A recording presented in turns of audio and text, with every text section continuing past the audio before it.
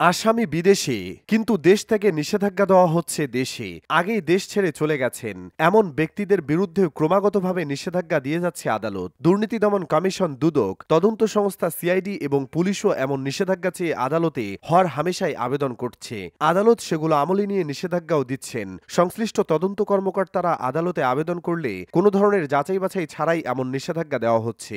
সংশ্লিষ্টরা বলছেন, এটি একটি আইনি প্রক্রিয়া। আমরা অনেক ক্ষেত্রে দেখি সংশ্লিষ্ট আসামি দেশের বাইরে অবস্থান করছেন, কিন্তু তারপরও আদালত থেকে দেশ থেকে নিষেধাজ্ঞা দেওয়া হয়। তার কারণ হচ্ছে, সরকারি কোনো সংস্থা থেকে আদালতে কোনো তথ্য প্রমাণ দেওয়া হয় না যে ওই আসামি বিদেশে আছেন না দেশে আছেন। সেটা নিশ্চিত হওয়ার উপায় থাকে না, তাই আদালত আসামিদের দেশ থেকে নিষেধাজ্ঞা দিয়ে থাকে। পতিত সরকার প্রধান স্বৈরাচার হাসিনা ভারতে পালিয়ে যাওয়ার পর হাসিনা ও তার সরকারের সুবিধাভোগীদের বিরুদ্ধে কঠোর তৎপরতা শুরু করে দুদক। সরকারে থাকা ব্যক্তিদের বিরুদ্ধে শুরু হয় সিরিজ অনুসন্ধান। গত 14 জানুয়ারি শেখ হাসিনা ও তার পরিবারের সদস্যদের বিরুদ্ধে মামলা করে 2 মাসেরও কম সময়ের মধ্যে চার্জশিটও দিয়েছে দুদক। গতকাল মঙ্গলবার রূপপুর পারমাণবিক বিদ্যুৎ কেন্দ্রের নির্মাণের নামে বিপুল অর্থ আত্মসাতের অভিযোগে দুদকের আবেদনের পরিপ্রেক্ষিতে শেখ হাসিনা ও তার বোন শেখ রেহেনার বিরুদ্ধে দেশ থেকে নিষেধাজ্ঞা দিয়েছেন ঢাকা মহানগর সিনিয়র স্পেশাল জজ মোহাম্মদ জাকির হোসেন গালিব। দুদকের নিষেধাজ্ঞার তালিকায় আরও আছেন লন্ডনে থাকা ব্রিটিশ এমপি ও শেখ রেহেনার মেয়ে টিউলিপ রিজওয়ান সিদ্দিক। আগে থেকে বিশ্ব স্বাস্থ্য সংস্থার আঞ্চলিক প্রধান হিসেবে ভারতে অবস্থান করা